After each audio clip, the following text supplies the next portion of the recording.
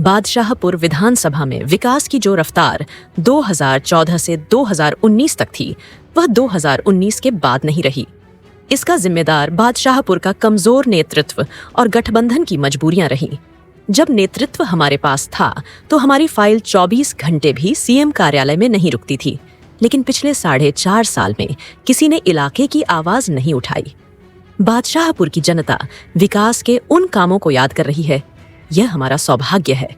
मुझे पूरा विश्वास है कि क्षेत्र की जनता इस बार फिर से राव नरबीर सिंह को ही अपना नुमाइंदा चुनकर भेजेगी और विकास फिर से उसी रफ्तार से हो सकेगा।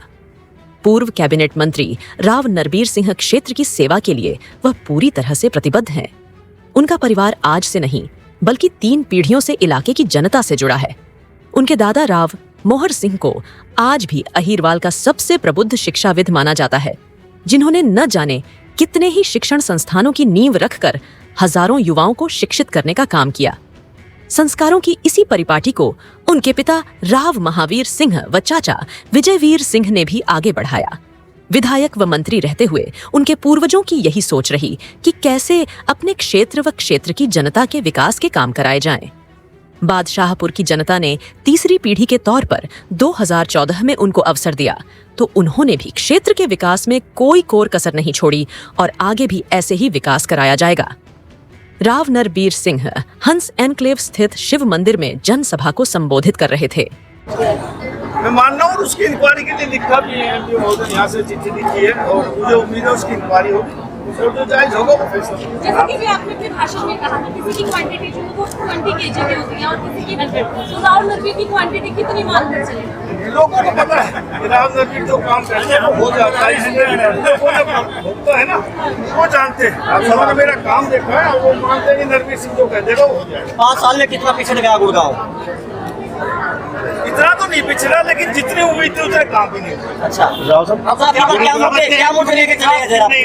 गुड़गांव में एजुकेशन और मेडिकल का गुड़गांव हब बन चुका है जी, लेकिन प्राइवेट तौर पर जी। यदि अपने बच्चों को आप पढ़ाना चाहें तो लाखों रुपए फीस है। यदि बुजुर्गों का इलाज कराना चाहें तो कई लाख में बुखार तक उतरता है। तो हमारी ये कोशिश होगी कि गुड़गांव में कम से कम 4 अस्पताल हो। ये आबादी तकरीबन गुड़गांव की 30 लाख होगी।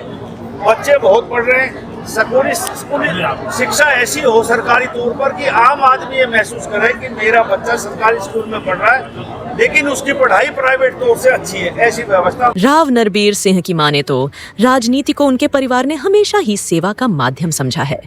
यही कारण है कि इतने दशकों से राजनीति में रहने के बावजूद भी उनके परिवार पर आज तक कोई दाग नहीं है। बादशाहपुर की जनता इस सच को बेहतर तरीके से जानती है, इसलिए जब भी उनको आवश्यकता पड़ी क्षेत्र के लोगों ने आगे बढ़कर उनका साथ दिया। यह जनता का स्नेह और दी हुई ताकत ही है कि वह 3 बार विधायक बने और तीनों बार सरकार में उन्हें कैबिनेट मंत्री बनाया गया। वर्ष 2014 में बादशाहपुर की जनता ने उनको अपना नुमाइंदा चुना और मनोहर सरकार में वह वजीर रहे। जनता की दी हुई ताकत का उन्होंने अपने लिए नहीं बल्कि इलाके के विकास के लिए इस्तेमाल किया। द्वारका एक्सप्रेस वे जैसा हाईवे गुरुग्राम के लोगों को मिला है तो इसके पीछे हमारी मेहनत रही। इस हाईवे की लागत प्रति किलोमीटर लगभग 300 करोड़ रुपए बैठी थी, लेकिन हमने सरकार में रहते हुए इस प्रोजेक्ट की पैरवी इतनी मजबूती से की कि सरकार को इसे बनाना ही पड़ा। आज गुरुग्राम के लोग सरपट दिल्ली तक का सफर तय करते हैं। Rajiv Chowk, signature tower, hero Honda चौक पर बने अंडरपास ऑफ ओवरब्रिज गुरुग्राम के विकास को खुद ही बयां कर रहे हैं।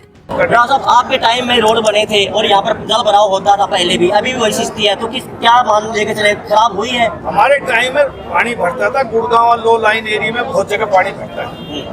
बादशाहपुर ड्रेन बनी और काम चल रहा है। SPR पे नई ड्रेन बन रही है जो मुझे उम्मीद है 4-5 महीने में वो पूरी हो जाएगी। आने वाले समय में सारा पानी गुड़गांव का बादशाहपुर ड्रेन और SPR के साथ ड्रेन से वो निकल जाएगा।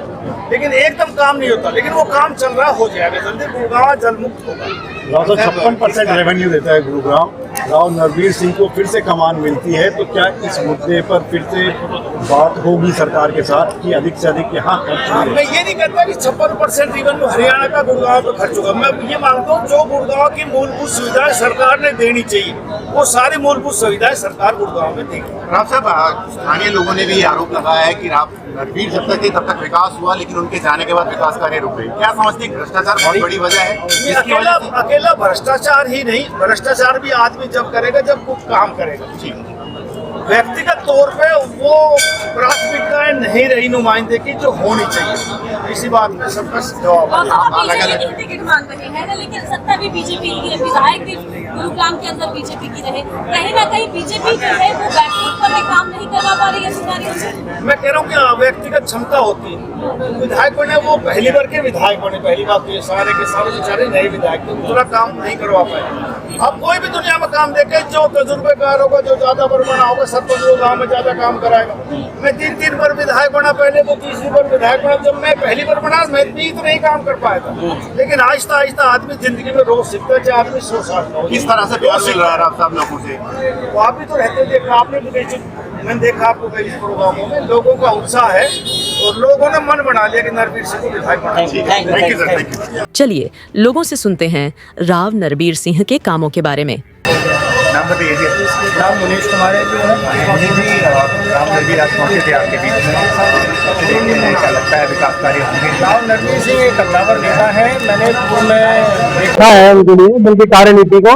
जैसे उन्होंने अभी अपने भाषण में भी जिक्र किया था कि विदिन 24 घंटे के अंदर मैंने काम पास कराए हैं। सन 2017 में मैंने एक शिवाजी नगर गवर्नमेंट विद्यालय है, उसमें कमरों की बहुत बड़ी समस्या आ रही थी, तो उन्होंने मीडिया में जब आपका समाचार में छपा था विषय, तो उन्होंने 2 दिन का समय मांगा था और 2 दिन के अंदर ही उन्होंने फाइल को पास कराया, कमरों का निर्माण हुआ। आज पूर्व मंत्री आपके बीच पहुंचे थे, लोगों का समर्थन भी मिला। आपको लगता है कि अब आने वाले समय में विकास होगा? बिल्कुल होगा, और पहले भी इन्होंने कहा था वो हुआ, जैसे रोड बनवाया, पानी दिया, और अभी जो बोल के गए हैं अगर जीत जाएंगे तो पक्का बनवाएंगे। मैं RW का प्रधान अनिल कुमार यादव हूँ जी। आज हमारे यहाँ नरवीर जी आए थे। राव नरवीर जी ने इससे पहले भी कार्यकाल में बहुत अच्छे काम किए हैं। करीब 10 करोड़ रुपए हमारे यहाँ सैंक्शन किए थे, जो कि पानी लाने में उनका बहुत बड़ा योगदान रहा है, और सड़क निर्माण में उनका काफी बड़ा योगदान रहा है।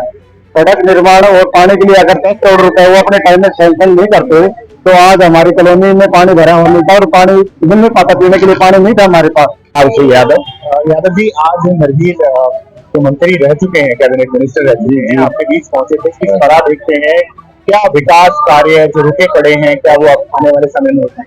देखिए साहब, हमें पर भरपूर आशा है और पूरा विश्वास भी है कि जिस तरह से इन्होंने पहले हमारे काम किए, इस एरिया के काम किए, उसी तरह से दोबारा से इनके आने से और गति से विकास कार्य होंगे। पूर्व मंत्री राव नरबीर सिंह ने कहा कि प्रदेश के मुखिया नायब सिंह सैनी दिन रात प्रदेश की जनता की सेवा में जुटे रहते हैं।